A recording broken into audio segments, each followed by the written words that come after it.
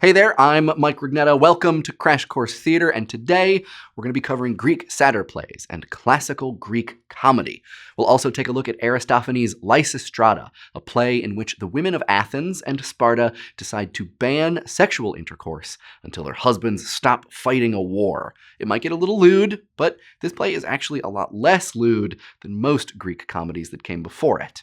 So, the next time you're at a museum, staring up at some noble piece of ancient marble statuary, just remember, those folks loved a good fart joke.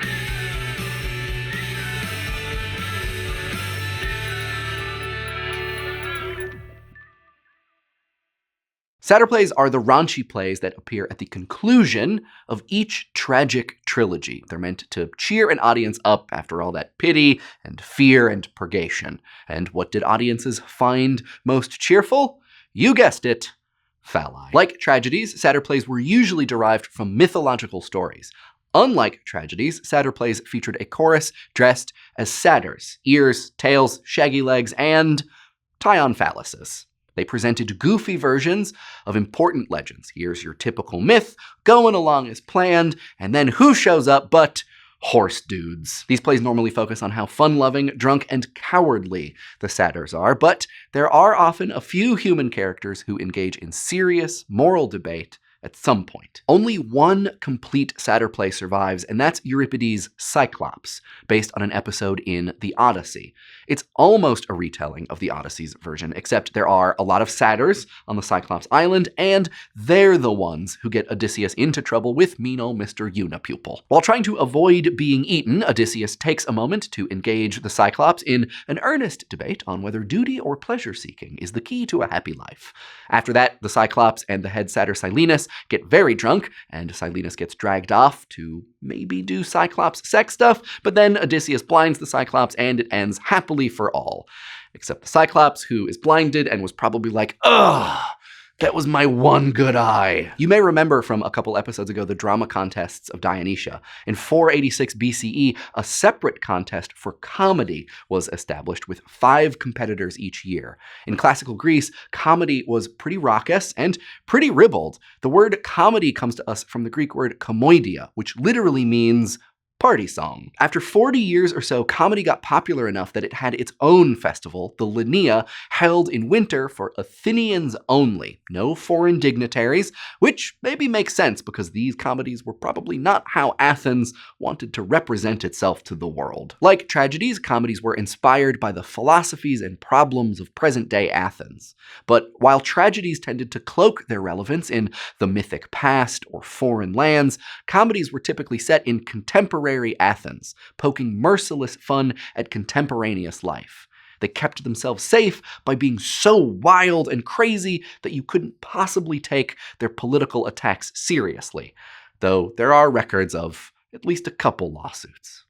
Spoil sports. Comedies differed from tragedies in that they often depended upon spectacular effects and featured funny costumes like padded stomachs and butts and, yes, of course, say it with me now, though I would totally understand if it makes you uncomfortable and you super don't want to, phalluses. Most of the formal elements, dialogic scenes interspersed with choral odes, were similar to tragedy, but comedy included something new.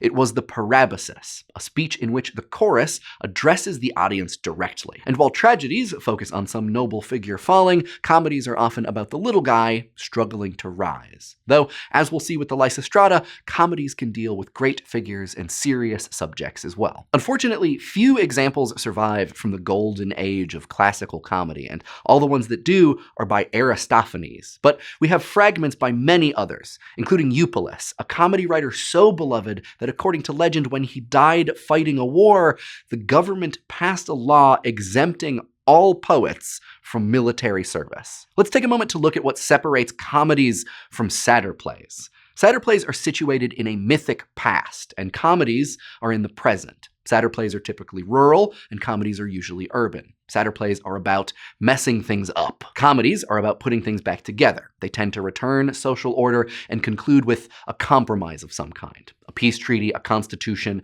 a marriage.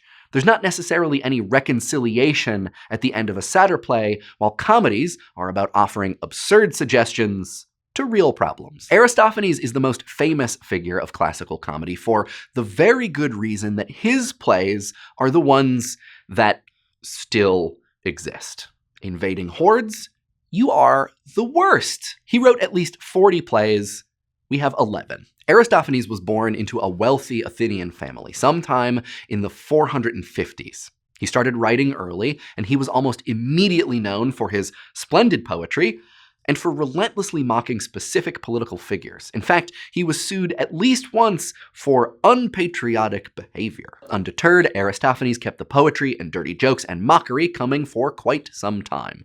Late in the 5th century BCE, though, Athens started losing the Peloponnesian War to Sparta, and a lot of things changed, including comedy. Suddenly, it wasn't such a great idea to satirize political figures, and Athens didn't have as much money to spend on spectacular effects and fancy choruses. So Aristophanes made a mid-career switch. He started writing plays for smaller choruses and with composite comic figures, rather than specific real-life politicians. Aristophanes has a lot of famous plays: the birds, the clouds, the frogs, but today we're going to look at the Lysistrata, which we chose for a couple reasons. For one, it's still relevant. In the early days of the wars in Iraq and Afghanistan, thousands of theater companies staged readings and productions of this play. The Lysistrata's frustration at the senselessness of wars and the tolls they exact won't seem very ancient to us.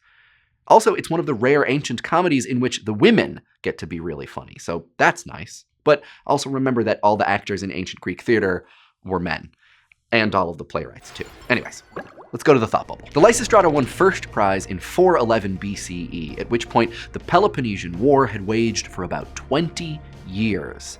Athens and Sparta together defeated an enemy once thought unstoppable, the Persians.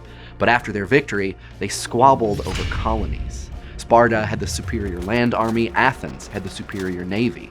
Athens was a democracy, Sparta was an oligarchy. Athens had a lot of money, and Sparta had a lot of staying power. Things got ugly and stayed ugly. Also, Athens had a plague that killed a lot of its citizens and its great leader, Pericles. That definitely did not help. So this is the background story for the Lysistrata, at the start of which the women of Athens are fed up. They're tired of war, they're tired of being poor, and they're really, really tired of their husbands leaving to fight, because when their husbands are away, they can't have sex. So, led by a woman named Lysistrata, they devise a so far-fetched it just might work plan.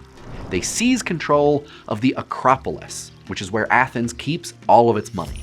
And they say they're not going to give up the siege, and they will not have any sex until the men stop fighting. To show that they're really serious, they get a bunch of women from warring areas like Sparta and Corinth to join them. The women swear an oath and achieve a truce, showing the men that it can be done. Thanks, Thought Bubble.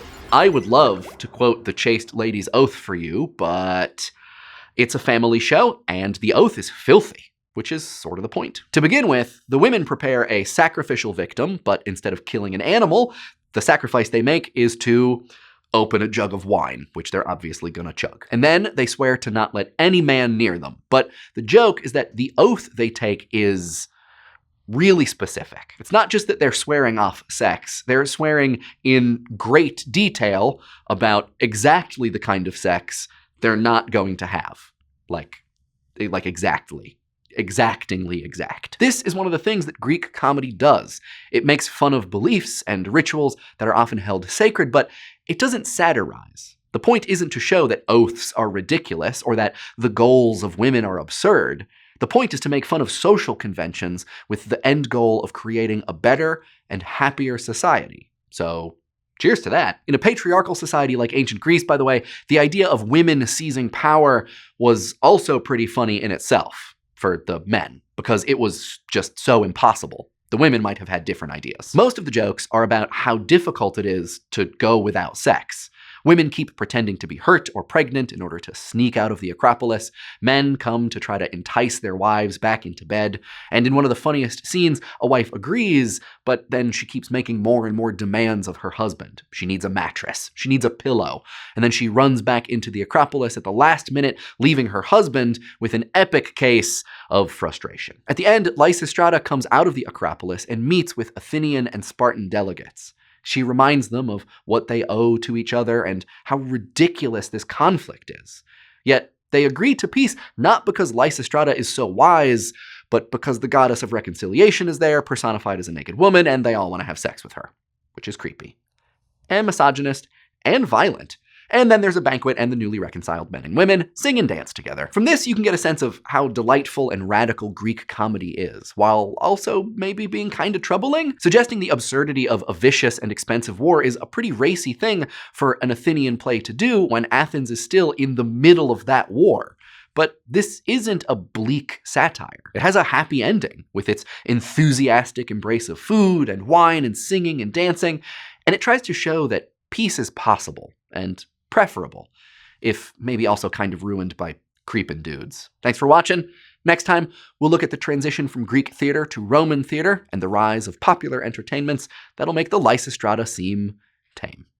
But until then, curtain. Crash Course Theater is produced in association with PBS Digital Studios. Head over to their channel to check out some of their shows like The Art Assignment and Eons and It's Okay to Be Smart. Crash Course Theater is filmed in the Chad and Stacey Emigold's studio in Indianapolis, Indiana, and is produced with the help of all of these very nice people. Our animation team is Thought Cafe. Crash Course exists thanks to the generous support of our patrons at Patreon. Patreon is a voluntary subscription service where you can support the content you love through a monthly donation and help keep Crash Course free for everyone forever. Thanks for watching.